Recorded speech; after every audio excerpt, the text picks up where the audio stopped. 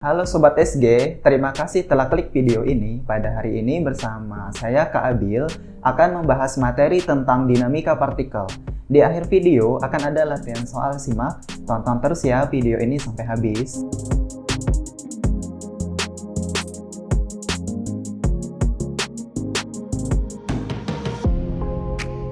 Nah, sekarang kita akan membahas materi terkait dinamika partikel. Apakah dinamika partikel itu? Mungkin adik-adik pernah dengar mengenai fenomena gerak pada suatu benda. Jadi dalam fisika sendiri itu ada nama materi dinamika partikel. Nah, kita harus tahu apa itu dinamika partikel.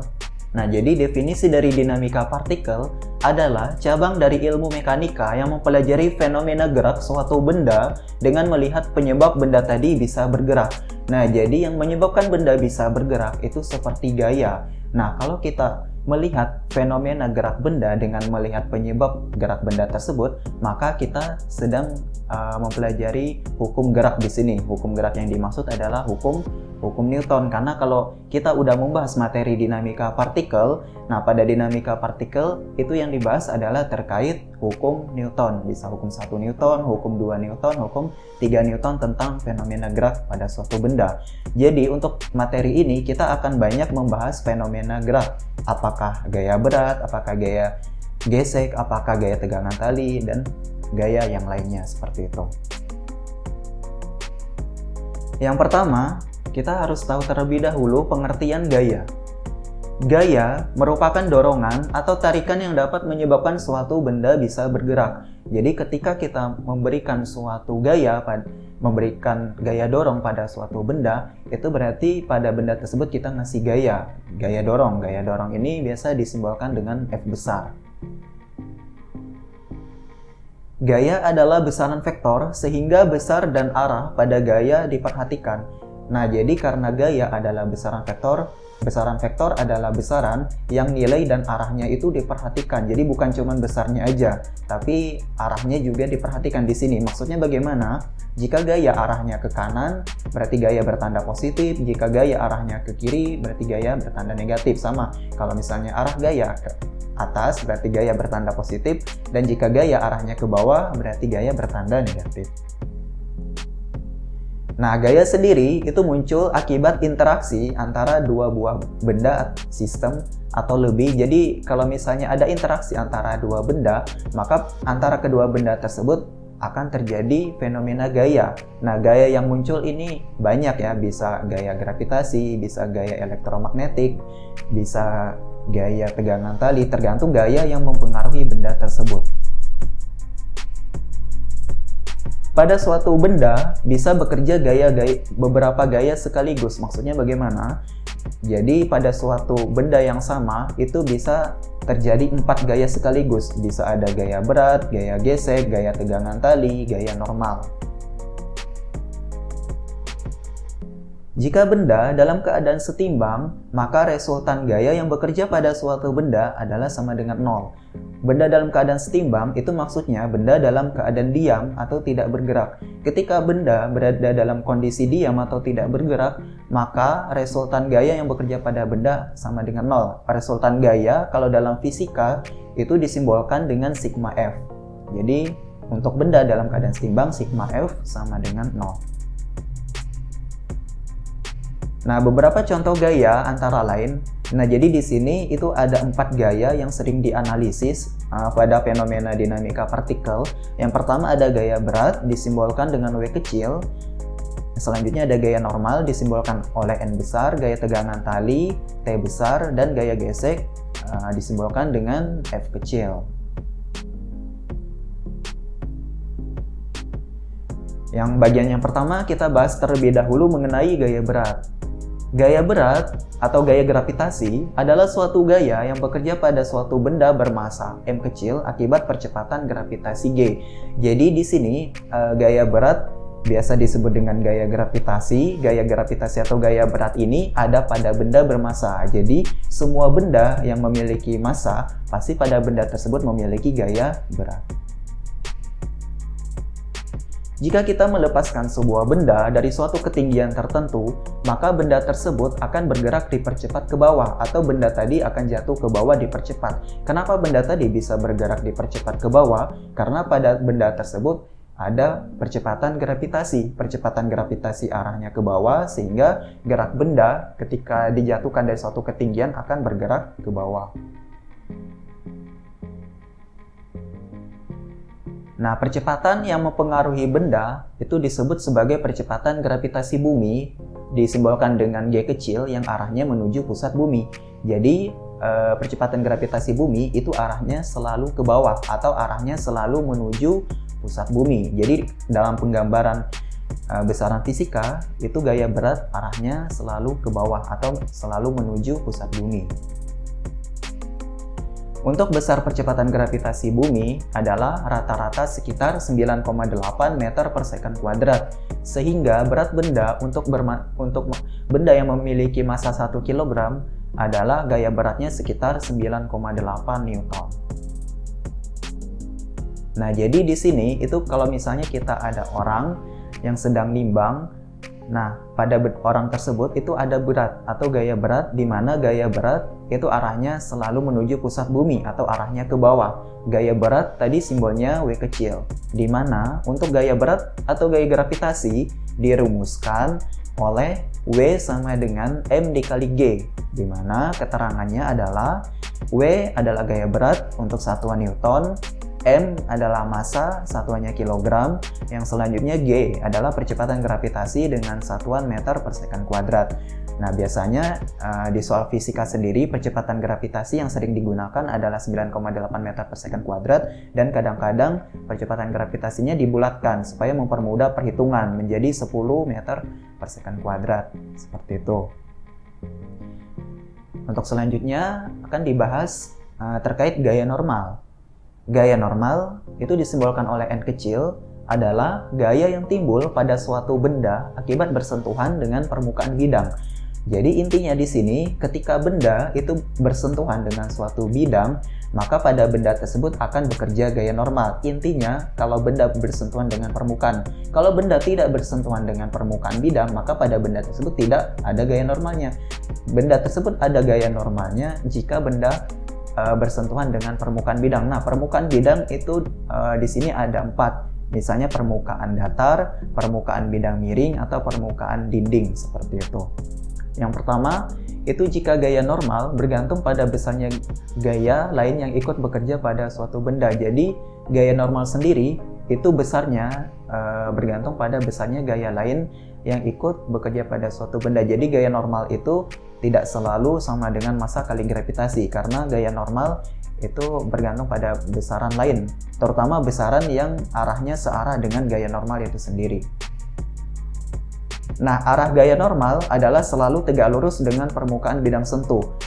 Untuk arah gaya normal sendiri itu arahnya selalu tegak lurus dengan permukaan bidang sentuh. Kalau yang pertama itu kan permukaannya datar. Kalau permukaannya datar, berarti arah gaya normalnya ke atas. Arah gaya normalnya ke atas karena arah gaya normal itu tegak lurus dengan permukaan bidang. Nah, yang selanjutnya itu untuk permukaan bidang miring. Kalau permukaan bidang miring, arah gaya normalnya ke sana. Kenapa? Karena gaya normal itu tegak lurus dengan permukaan bidang miring seperti ini. Nah, yang selanjutnya, yang ketiga, itu jika permukaan dinding. Ketika kita punya balok, kita tempatkan di dinding, maka arah gaya normal itu arahnya ke kanan, karena tadi gaya normal itu arahnya tegak lurus dengan permukaan bidang. Yang keempat, di sini ketika suatu benda ditempatkan di atas, maka si gaya normal itu arahnya ke bawah. Arah gaya normalnya ke bawah, karena gaya normal tadi arahnya selalu tegak lurus permukaan bidang. Selanjutnya yang dianalisis di sini adalah gaya tegangan tali. Gaya tegangan tali atau T adalah gaya yang timbul akibat suatu benda yang dihubungkan dengan tali. Jadi intinya di sini, ketika suatu benda dihubungkan dengan tali, maka pada benda tersebut akan bekerja gaya tegangan tali. Untuk arah gaya tegangan tali sendiri adalah selalu menarik benda. Kayak gini ya. Jadi tegangan tali itu arahnya selalu menarik benda. Jadi bisa kita lihat di sini, itu tegangan tali arahnya keluar bidang arahnya keluar bidang karena tegangan tali itu arahnya selalu menarik benda. Karena apa? Karena tegangan tali itu tidak bisa mendorong benda. Arah gaya tegangan tali hanya bisa menarik benda. Jadi kalau misalnya pada benda bermassa diletakin di permukaan bidang, nah arah gaya tegangan talinya arahnya keluar. Kalau misalnya kedua baloknya dihubungkan dengan tali, maka pada benda yang pertama tegangan tali ke kanan arahnya, pada benda yang kedua tegangan tali arahnya ke kiri. Kalau misalnya benda tadi dihubungkan dengan katrol, maka pada benda pertama tegangan tali arahnya ke atas, pada benda yang kedua arah gaya tegangan talinya juga ke atas. Karena tadi arah gaya tegangan tali itu arahnya selalu menarik benda. Selanjutnya kita akan membahas terkait gaya gesekan. Nah, gaya gesekan disimbolkan dengan F kecil adalah gaya yang timbul akibat permukaan bidang yang kasar. Jadi intinya, ketika kita menganalisis benda pada permukaan kasar, maka pada benda tersebut akan ada gaya gesekan.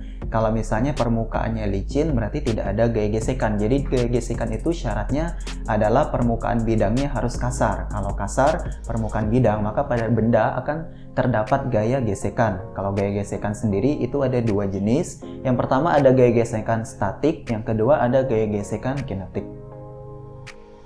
Nah, arah gaya gesekan adalah berlawanan arah dengan gerak benda. Jadi kalau misalnya arah gerak benda ke kanan, maka arah gaya gesekan ke kiri. Kalau misalnya gerak benda arahnya ke kiri, berarti gaya gesekan arahnya ke kanan. Karena arah gaya gesekan itu selalu berlawanan arah dengan gerak benda.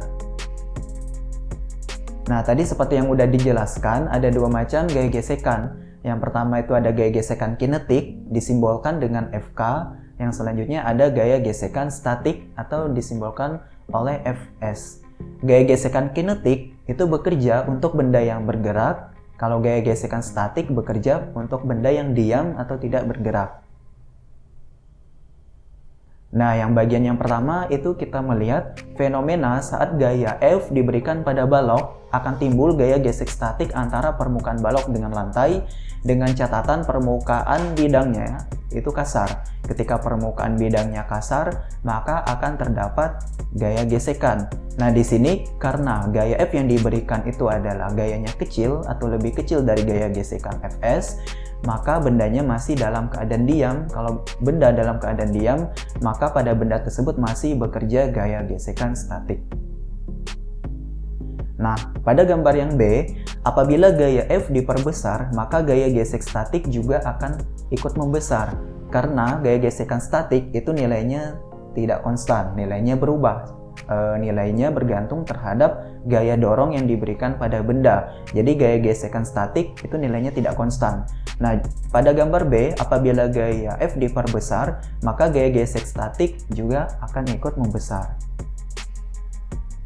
Nah, pada bagian yang C, saat balok tepat akan bergerak, maka gaya gesek statik akan bernilai maksimum. Jadi di sini syarat balok tepat akan bergerak adalah nilai gaya gesek statik itu harus sama dengan maksimum. Jadi syarat balok tepat akan bergerak adalah nilai gaya atau besar gaya yang diberikan pada balok itu harus nilainya sama besar dengan gaya gesek statik maksimum. Nah, pada gambar yang D, apabila gaya yang kita berikan tadi lebih besar dibandingkan gaya gesek statik maksimum atau gaya dorong F lebih besar dari Fs max, maka akan bekerja gaya gesek kinetik karena pada benda itu bendanya sudah bergerak ya. Kalau bendanya tadi sudah bergerak, maka pada benda akan bekerja gaya gesek kinetik atau Fk. Nah, selanjutnya ada tabel perbandingan gaya gesekan statik dan gaya gesekan kinetik. Untuk gaya gesekan statik, itu sifat yang pertama bekerja pada benda yang diam atau benda yang dalam keadaan tidak bergerak.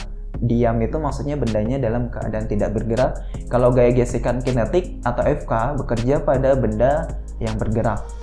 Kalau gaya gesekan statik, itu nilainya selalu berubah bergantung terhadap nilai gaya F yang bekerja pada benda tersebut. Sedangkan untuk gaya gesekan kinetik, besar gaya gesekannya itu nilainya selalu konstan karena gaya gesekan kinetik itu nilainya tidak bergantung terhadap gaya yang bekerja pada benda tersebut. Untuk gaya gesekan statik, nilai maksimumnya adalah dicapai ketika benda tepat akan bergerak. Jadi nilai maksimum untuk gaya gesekan statik itu akan dicapai saat bendanya itu tepat akan bergerak. Sedangkan untuk gaya gesekan kinetik itu tidak ada nilai maksimumnya karena gaya gesekan kinetik nilainya selalu konstan. Nah, untuk rumusnya bagaimana? Untuk gaya gesekan statik itu dirumuskan oleh Fs nilainya kurang lebih sama dengan μs dikali n. Sedangkan untuk gaya gesekan statik maksimum atau Fs max itu nilainya adalah μs dikali n, di mana keterangannya μs adalah koefisien gesekan statik dan n besar adalah gaya normal dengan rentang nilai μs itu dari 0 sampai 1. Jadi yang perlu kita pahami di sini itu adalah gaya gesekan statik itu nilainya kurang lebih sama dengan μs dikali n. Sedangkan untuk gaya gesek kinetik itu rumusnya adalah gaya gesek kinetik itu nilainya sama dengan μk dikali n, di mana μk adalah koefisien gesekan kinetik dan n adalah gaya normal. Sama, koefisien gesek kinetik juga nilainya dari rentang 0 sampai 1. Nah, pada gaya gesekan statik sendiri itu ada bekerja 3 syarat. Yang pertama, syarat benda diam. Syarat benda diam atau bendanya tidak bergerak itu syaratnya adalah besar gaya dorong yang diberikan harus lebih kecil dari gaya gesek statik maksimum. Selama gaya dorong yang diberikan lebih kecil dari gaya gesek statik maksimum, maka benda dalam kondisi diam. Nah, syarat yang kedua adalah syarat benda tepat akan bergerak. Nah, kapan benda tepat akan bergerak atau mulai bergerak? Maka syaratnya adalah besar gaya dorong yang diberikan pada benda itu nilainya harus sama dengan gaya gesek statik maksimum yang bekerja pada benda. Untuk gaya gesek statik maksimum tadi, rumusnya adalah koefisien gesek statik dikali gaya normal. Nah, untuk syarat yang ketiga adalah syarat benda bergerak. Syarat benda bergerak adalah besar gaya yang diberikan harus lebih besar dari gaya gesek statik maksimum. Ketika besar gaya dorong yang diberikan lebih besar dari gaya gesek statik maksimum, maka pada benda tersebut akan bekerja gaya gesek kinetik, sehingga nanti gaya gesek yang bekerja adalah gaya gesek kinetik. Kita gunakan rumus koefisien gesek kinetik dikali besar gaya normal yang bekerja pada benda tersebut. Nah, selanjutnya kita bahas contoh soal. Nah, jadi di sini itu ada kotak kayu yang semula diam dikenai gaya seperti pada gambar. Pada balok atau kotak kayu ya, di sini soalnya dia dikasih 2 buah gaya. Yang pertama gaya F1 arahnya ke kiri besarnya 5 Newton. Yang kedua ada gaya F2 besarnya 10 akar 2 Newton dengan arah membentuk sudut 45 derajat terhadap bidang horizontal. Nah, jadi di soalnya pada permukaan bidangnya kasar dengan koefisien gesek statik antara balok dengan lantai adalah 0,4, sedangkan koefisien gesek kinetik antara balok dengan lantai adalah 0,2. Nah, yang ditanyakan di soal adalah kondisi balok bagaimana untuk percepatan gravitasi sama dengan 10 meter per second kuadrat. Nah, jadi di sini apakah bendanya dalam kondisi diam, apakah bendanya bergerak lurus beraturan, apakah bendanya bergerak dengan percepatan tetap, dan lain sebagainya. Jadi di sini yang dilihat adalah kondisi baloknya bagaimana. Oke, karena kita membahas fenomena dinamika partikel, maka yang pertama yang harus kita lakukan adalah menggambar diagram bebas gaya yang bekerja pada benda atau pada balok tersebut. Nah, yang pertama itu karena F2 arahnya membentuk sudut, kita harus proyeksikan terhadap arah horizontal. Karena kalau misalnya kita membahas dinamika partikel, itu kan gaya besaran vektor, artinya kita harus memproyeksikan arah sumbu X positif dan arah sumbu Y positif. Kalau arahnya ke atas tandanya positif, kalau arahnya ke bawah tandanya negatif, kalau arah gaya tandanya ke kanan positif, kalau arah gaya tandanya ke kiri, berarti tanda gayanya negatif. Nah, di sini itu F2 10 akar 2 Newton itu kita proyeksikan ke arah sumbu X. Caranya kita kali cos. Kenapa kita kali cos? Karena di sini F2 dengan 45 derajat dia membentuk sudut terhadap arah horizontal. Jadi F2-nya dikali cos ya. Nah, sedangkan untuk arah vertikal atau proyeksi F2 terhadap sumbu vertikal itu kita kali sin karena di sini tidak membentuk sudut. Berarti vektornya kita kali sin, vektor gaya F2. Yang selanjutnya gaya yang bekerja pada benda adalah gaya berat. Ketika benda memiliki massa, otomatis pada benda tersebut akan terdapat gaya berat. Gaya berat arahnya selalu ke bawah atau ke pusat bumi. Itu kita simbolkan dengan W kecil. Tadi rumusnya gaya berat sama dengan massa benda dikali gravitasi bumi. Nah, masih ada satu lagi gaya yang bekerja pada benda adalah gaya normal. Karena balok atau benda itu bersentuhan dengan bidang. Kalau bersentuhan dengan bidang, maka pada balok terdapat gaya normal. Nah, gaya normal kita simbolkan dengan N besar. Nah, setelah kita menggambar diagram bebas gaya yang bekerja pada balok, selanjutnya kita analisis gaya-gaya pada sumbu X dan gaya-gaya pada sumbu Y. Yang pertama yang harus kita lakukan adalah menentukan resultan gaya yang bekerja pada balok. Resultan gaya itu bisa disimbolkan dengan sigma F. Nah, karena di sini geraknya dua dimensi ya, gerak sumbu X dengan gerak sumbu Y, maka kita gunakan sigma Fx dan sigma Fy. Yang pertama, untuk resultan gaya yang bekerja pada balok, itu kita simbolkan dengan sigma Fx karena balok ini bergerak arah horizontal. Jadi sigma Fx itu kita tulis nilainya. Perhatikan arah gaya. F2 cos 45 arahnya ke kanan, berarti tandanya positif. Sedangkan F1 itu arahnya ke kiri, sehingga tandanya negatif. Sehingga resultan gaya yang bekerja pada benda adalah F2 cos 45 dikurang F1. Selanjutnya kita masukkan besaran yang diketahui. Tadi F2 10 akar 2 dikali cos 45. Cos 45 nilainya setengah akar 2 dikurang F1 nilainya 5. Nah, selanjutnya kita hitung. Berarti resultan gaya adalah 10 dikurang 5 karena di sini akar 2 dikali akar 2 2 dikali setengah nanti dicoret. Habis itu 10 dikurang 5. 10 dikurang 5 berarti resultan gaya yang bekerja pada benda adalah 5 Newton. Nah, langkah yang ketiga adalah menentukan besar gaya normal yang bekerja pada balok. Untuk menentukan besar gaya normal yang bekerja pada balok, kita gunakan rumus resultan gaya pada sumbu vertikal atau sumbu Y nilainya harus sama dengan 0.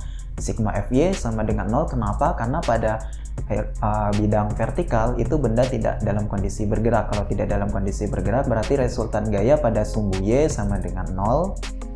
Nah, untuk menentukan resultan gaya itu kita lihat arah gaya yang arah vertikal. Arah gaya vertikal itu yang pertama gaya normal, yang selanjutnya F2 sin 45, yang selanjutnya adalah gaya berat. Nah, selanjutnya kita perhatikan tandanya ya, karena gaya besaran vektor, gaya normal arahnya ke atas berarti tandanya positif. F2 sin 45 karena arahnya ke atas berarti tandanya positif, dan gaya berat karena arahnya ke bawah berarti tandanya negatif. Sehingga kita tulis resultan gaya pada sumbu Y itu adalah N tambah F2 sin 45 dikurang M dikali G sama dengan 0. Nah, selanjutnya kita substitusi besaran yang diketahui. Berarti N ditambah F2 nya tadi 10 akar 2 dikali sin 45 nilainya setengah akar 2 dikurang massa. Massanya tadi 5 kg dikali percepatan gravitasi bumi yang digunakan adalah 10 sama dengan 0. Jadi di sini bisa kita hitung besar gaya normal yang bekerja pada balok. N ditambah 10 karena tadi 10 akar 2 kalau dikali setengah akar 2 hasilnya 10. Akar 2 dikali akar 2 2 dikali setengah itu bisa kita coret sehingga hasilnya 10 dikurang 5 kali 10 50. Berarti N ditambah 10 dikurang 50 sama dengan 0. Nah, 10 dikurang 50 adalah minus 40, berarti besar gaya normal yang bekerja pada balok atau N besar nilainya adalah 40 Newton.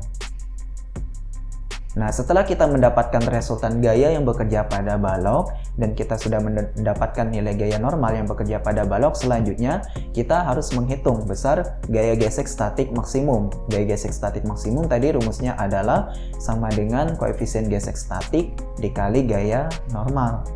Kita substitusi koefisien gesekan statik yang bekerja pada balok adalah 0,4 dikali gaya normal 40, berarti gaya gesek statik maksimum yang bekerja pada balok adalah 16 Newton. Nah, setelah mendapatkan besar gaya gesek statik maksimum, langkah terakhir kita tinggal membandingkan gaya gesek statik maksimum dengan resultan gaya yang bekerja pada balok. Di sini perhatikan, gaya gesek statik maksimum nilainya lebih besar dari resultan gaya yang bekerja pada balok. Berarti kondisi baloknya bagaimana? Tadi kita udah membahas, kalau resultan gaya yang bekerja pada balok nilainya lebih kecil dari gaya gesek statik maksimum, maka kondisi balok adalah tetap diam. Kalau misalnya resultan gaya yang bekerja pada balok nilainya sama dengan GGS statik maksimum, maka benda mulai akan bergerak. Tapi kalau misalnya resultan gaya yang bekerja pada balok nilainya lebih besar dari GGS statik maksimum, maka balok kondisinya bergerak. Tapi di sini karena tadi kita udah mendapatkan nilai Fs maksimumnya 16, sedangkan resultan gayanya 5 Newton, berarti kan sigma Fx atau resultan gayanya lebih kecil. Kalau lebih kecil dari GGS statik maksimum, maka kondisi balok adalah tetap diam. Sehingga untuk soal ini jawaban yang tepat adalah pilihan yang A, kondisi balok adalah tetap diam. Oke, itu tadi pembahasan mengenai dinamika partikel. Jika kamu merasa video ini bermanfaat, jangan lupa like, subscribe, dan share ke teman-teman kamu. Setelah ini akan ada pembahasan materi terkait hukum 1 Newton. Sampai jumpa di pertemuan selanjutnya. Assalamualaikum warahmatullahi wabarakatuh.